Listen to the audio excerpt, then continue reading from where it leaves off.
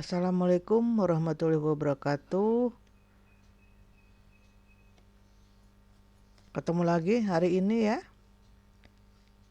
Kita sekarang masuk ke bab 3, yaitu metode penelitian. Jadi dalam skripsi ini bab 3 adalah metode penelitian ya.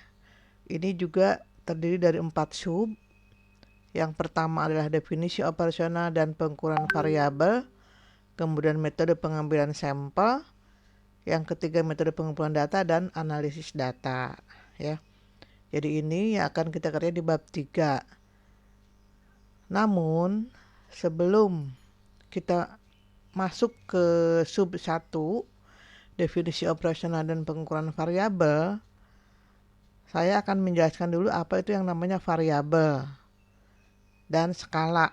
Kemudian nanti ada pengumpulan data. Karena apa? Karena isi dari definisi operasional itu adalah nanti akan menyebutkan variabel apa, kemudian menggunakan skala apa, kemudian bagaimana cara mengumpulkan datanya gitu ya. Nah, jadi sebelum masuk penulisan apa itu definisi operasional dan pengukuran variabel, jadi kita lebih dulu mempelajari tentang variabel ya dan skala pengukurannya apa itu.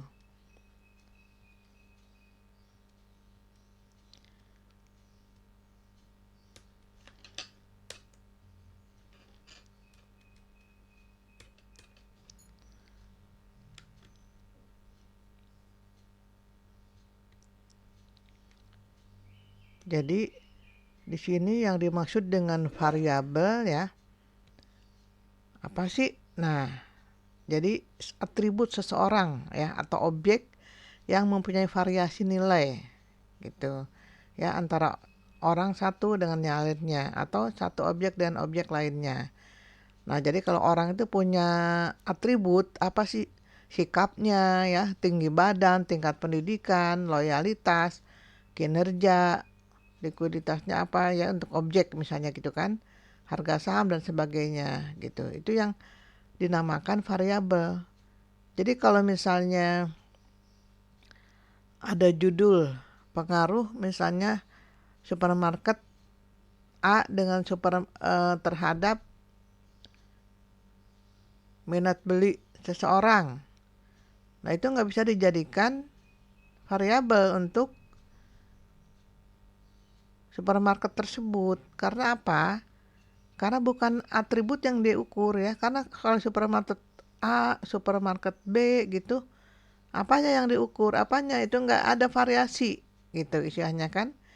Nah, di sini. Jadi di sini mempunyai variasi nilai. Nah, nilainya apa? Kan nggak ada. Ya, nggak bisa diukur kecuali misalnya kualitas layanan supermarket A gitu ya. Atau misalnya besaran supermarket A-nya gitu. Kemudian produk supermarket A. Nah, itu adalah atributnya ya. Dan itu bisa diukur, ada nilainya nanti dengan skala. Tapi kalau supermarket A apanya? Nah, itu nggak bisa. Sama aja dengan seseorang ya. Anda juga kan beda-beda namanya. Itu variasi betul ya. Tapi nama bisa diukur nggak? Punya nilai nggak? Dalam arti nilai itu ukuran ya. Gitu ya. Nah, itu kan nggak bisa. Walaupun bervariasi, tapi nama orang itu kan beda ya. Variasi itu beda. Tapi nggak bisa diukur juga. Apa misalnya nama yang panjang itu lebih bagus? Kan nggak juga kan. Dengan nama cuma satu huruf misalnya gitu. Nah, itu ya.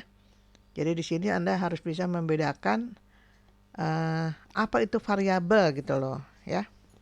Nah, kemudian kita masuk ke sini jenis-jenis variabel ya. Ini ada yang namanya variabel bebas ya. Ini ada sebenarnya secara tidak langsung Anda sebenarnya udah tahu ya gitu.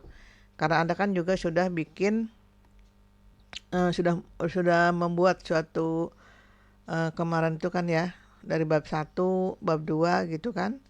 Nah, jadi di sini ada yang namanya variabel bebas atau independent variabel. Nah, atau notasinya biasanya X gitu ya.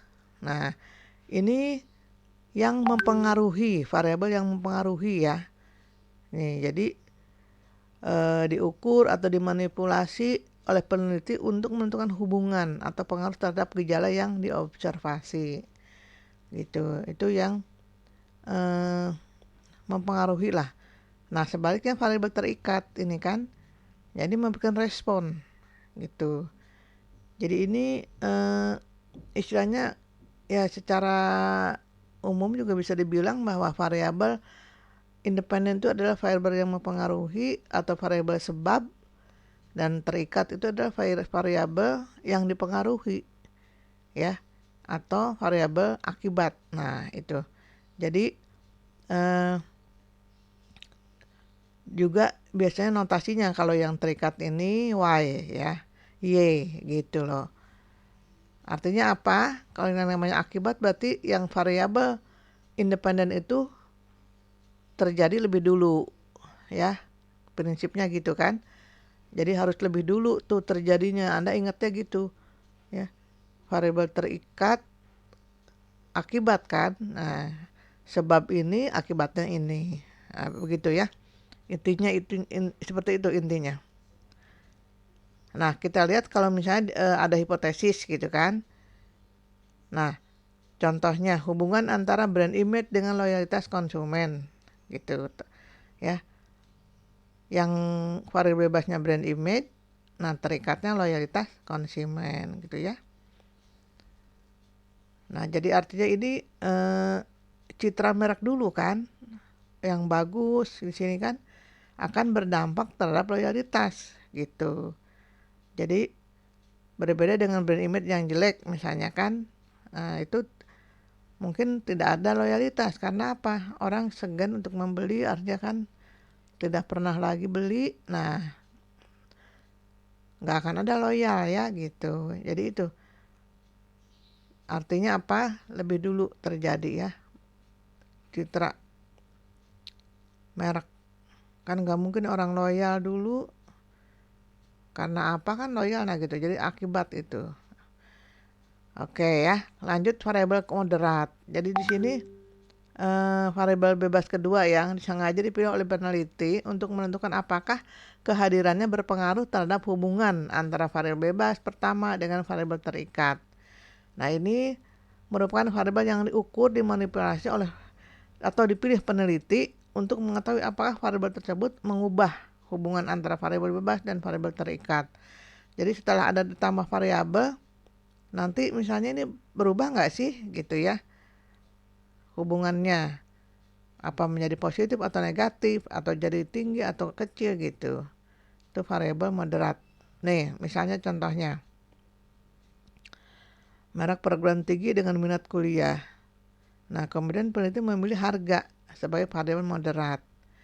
Nah artinya dengan memasukkan harga, peneliti ingin mengetahui gitu ya hubungan kedua variabel tersebut berubah atau enggak gitu kan.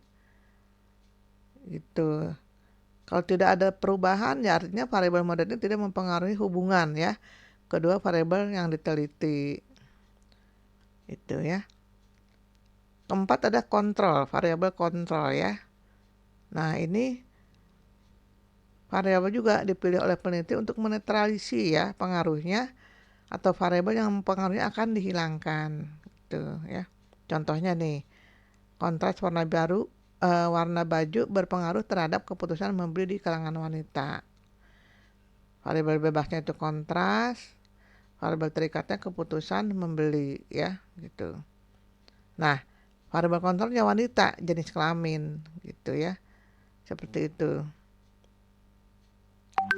Jadi di sini asumsinya adalah bahwa hanya wanita yang terpengaruh secara kontras warna baju jika mereka akan membelinya ya.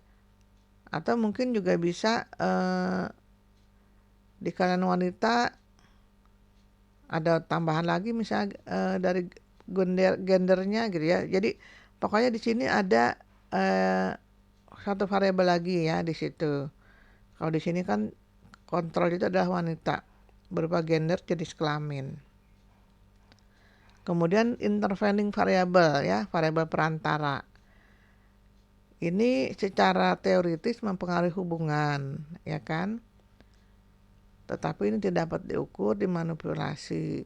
Nah, jadi di sini memang jadi simpulkan ya dari pengaruh-pengaruh yang variabel bebas dan variabel moderat terhadap gejala yang sedang diteliti. Contohnya nih misalnya ada jika partisipasi pembuatan anggaran yang dibebankan meningkat, maka kinerja untuk mengerjakan tugas tersebut akan semakin meningkat. Ya kan, logisnya begitu logikanya. Nah, ini ada variabel ditambahkan, variabel intervensi itu motivasi. Gitu ya. Variabel bebasnya X-nya itu partisipasi pembuatan anggaran, Y-nya itu kinerja. Nah, ada di tengahnya yaitu interveningnya motivasi ya. Artinya apa?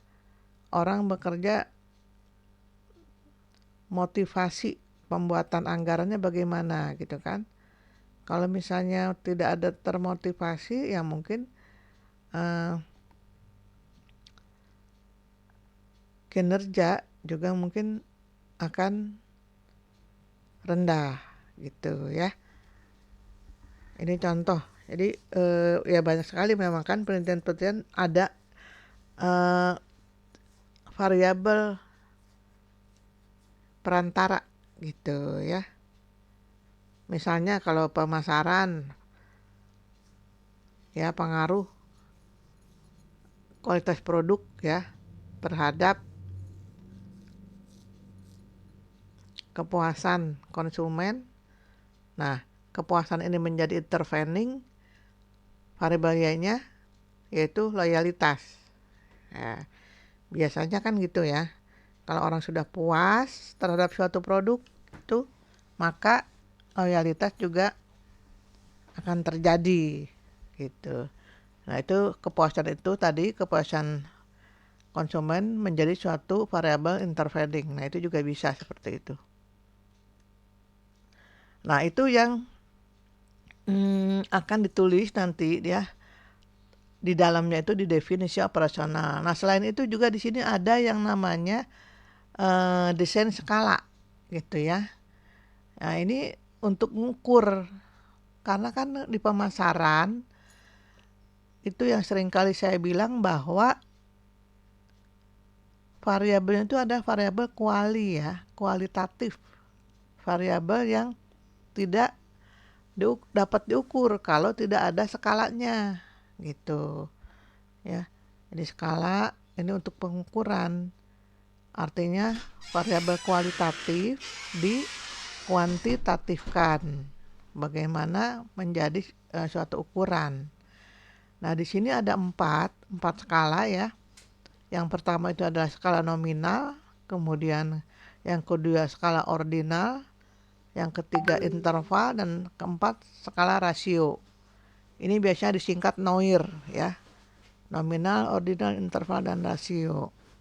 Kita lihat satu-satu. Nah, ini yang pertama adalah skala nominal ya. Ini biasanya hanya digunakan untuk memberikan kategori ya, kategori saja gitu. Jadi misalnya wanita ditulis angka 1, laki-laki ditulis angka 2. Atau misalnya setuju, tidak setuju. Jadi itu optionnya ya. Jadi optionnya itu cuma 2. Kalau setuju dinilai 1, kalau tidak setuju 0 gitu. Jadi hanya mengkategorikan. Jadi cukup itu namanya skala nominal ya. Berikutnya adalah ordinal. Nah, skala ini digunakan ini sudah menyatakan peringkat ya, antar tingkatan. Tetapi ini jaraknya atau interval antar tingkatan juga belum jelas. Gitu. Ya. Artinya bisa intervalnya itu berbeda. Itu kan. Anda ingat kan dulu mungkin di sekolah ya waktu SMA gitu, ranking ya. Ranking nilai, ranking 1 nilainya total semua misalnya itu tertinggi 90 misalnya. Nah, terus ranking kedua Karena nggak ada lagi yang setelah 90 itu adalah 83.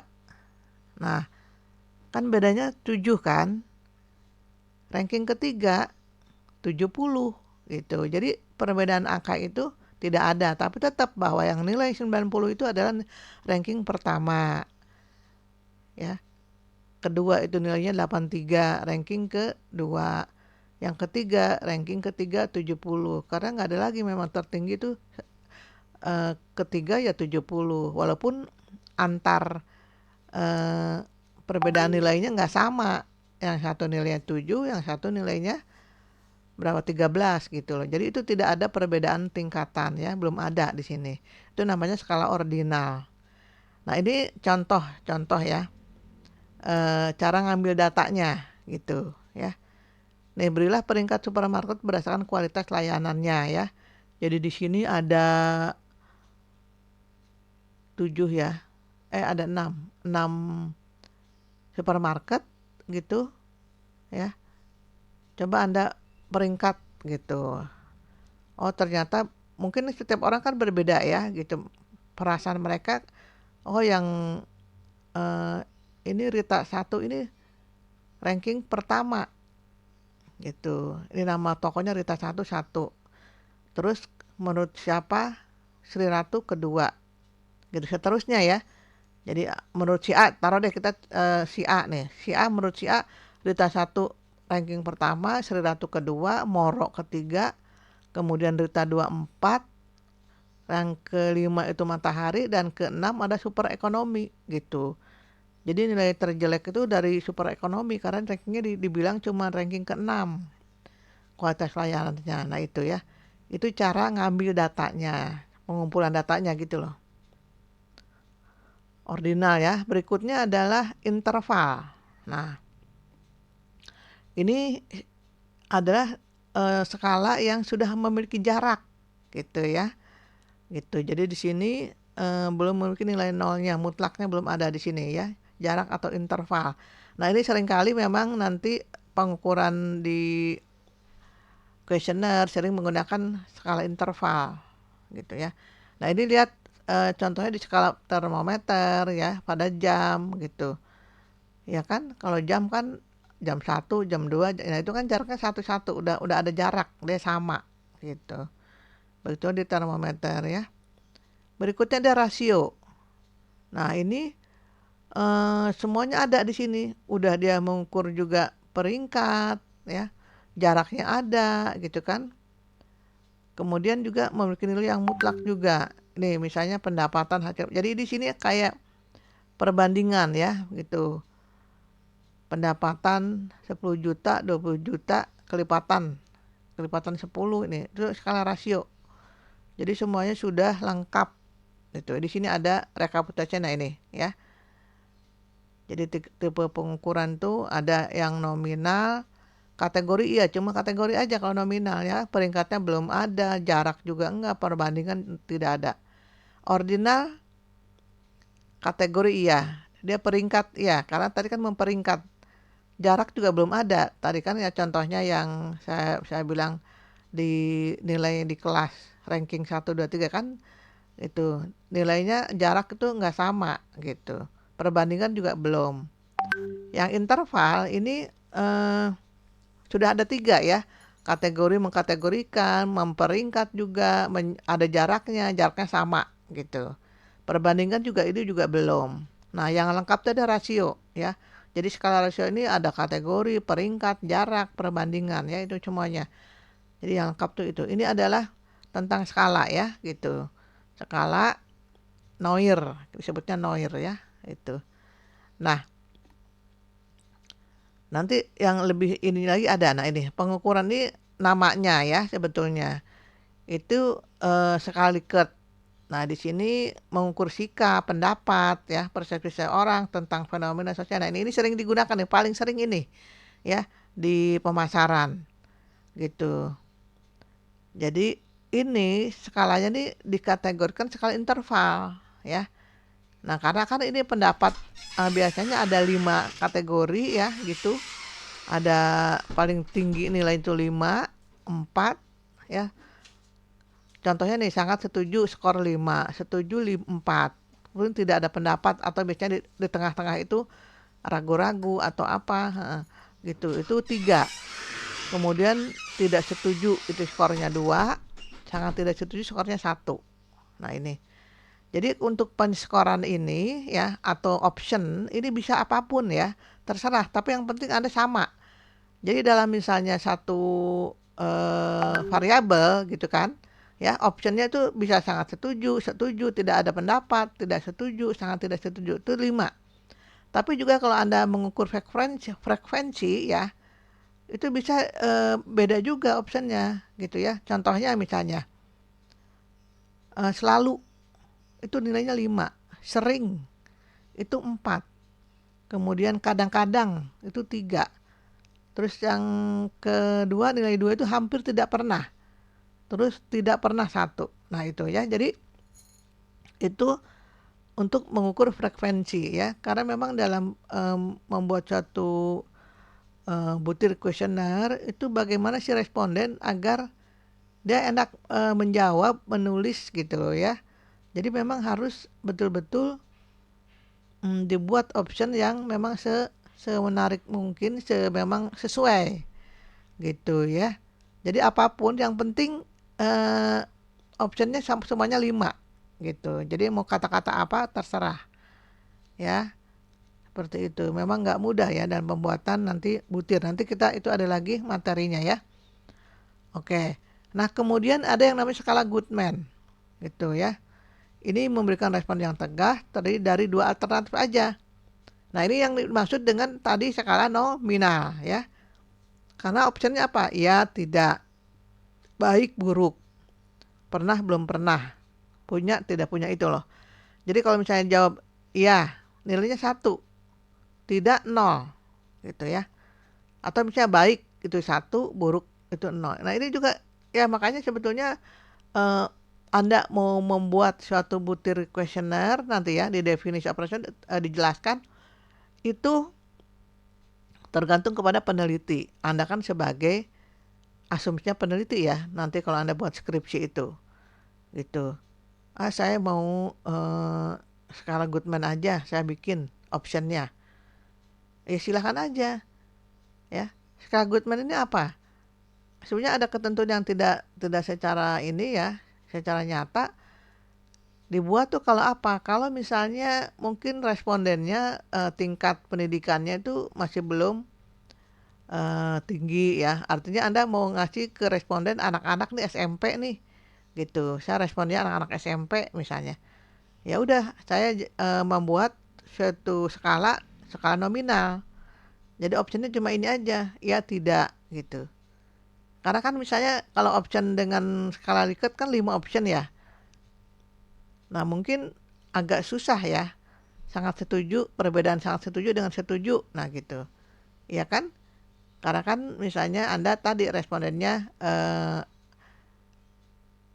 siswa-siswa SMP gitu. Jadi mendingan udah ya tidak, cuma 2 option gitu ya. Itu pertama ya. Pendidikan responden Anda masih belum tinggi. Kedua, kalau Anda mempunyai suatu butir pertanyaan itu banyak sekali gitu ya. Mungkin sampai 100 gitu kan. Dari 2 variabel Anda 100 apa 150 pertanyaan banyak sekali. Nah, itu lebih baik Anda menggunakan skala Goodman atau nominal ini ya gitu. Nah, kemudian atau Anda juga ingin jawaban yang tegas gitu ya. Kalau jawaban tegas ini kan cuma itu aja optionnya ya, iya, tidak gitu. Apakah Anda menyukai misalnya produk ini? Iya, tidak gitu ya. Jadi option yang tegas itu ya mungkin kalau ada peneliti menggunakan option skala Goodman atau ini kategori skala nominal gitu. Berikutnya juga ada yang disebut skala semantik gitu ya. Ini juga sama mengukur sikap. Ya, ini tidak dalam bentuk pilihan ganda atau checklist, tetapi tersusun dari sebuah garis kontinum, di mana nilai yang sangat negatif terletak di sebelah kiri, sedangkan nilai yang sangat positif terletak di sebelah kanan. Nah, ini contohnya ya. Bagaimana tanggapan saudara terhadap pelayanan di rumah sakit ini? Nah, jadi ini bisa dinilai baik tuh 5 gitu kan. Terus yang buruk ini misalnya 1. Nah, jadi di antara ini memang agak agak detail sekali ya kalau Anda menggunakan ini. Kalau Anda bisa contreng di sini. Nah, ini bisa Anda lihat nih. Jadi bisa koma-koma kan? Oh, ini nilainya misalnya 2,7 atau berapa gitu. Jadi ini sangat-sangat detail gitu ya. Seperti ini. Ini juga bisa ya. Jadi sebetulnya skala pengukuran ini banyak sekali macamnya ya gitu. Ini saya cuma kasih contohkan 3 aja yang tadi ya. Banyak sekali contohnya sebetulnya ya, bukan hanya 3 ini. Nah, itu tergantung kepada Anda bagaimana Anda pilihannya ya gitu. Ini contohnya ya, ini skala saya contoh cuma 3. Yang tadi ya, Likert, Goodman dan semantik diferensial. Oke ya. Jadi itu tentang pengukuran dan variabel. Nah, nanti kita akan lihat lagi pengumpulan data ya, karena di sini yang akan ditulis ya gitu atau dalam pembuatan definisi operasional ya. Saya rasa sampai di sini, nanti kita lanjutkan lagi ya next time. Assalamualaikum warahmatullahi wabarakatuh.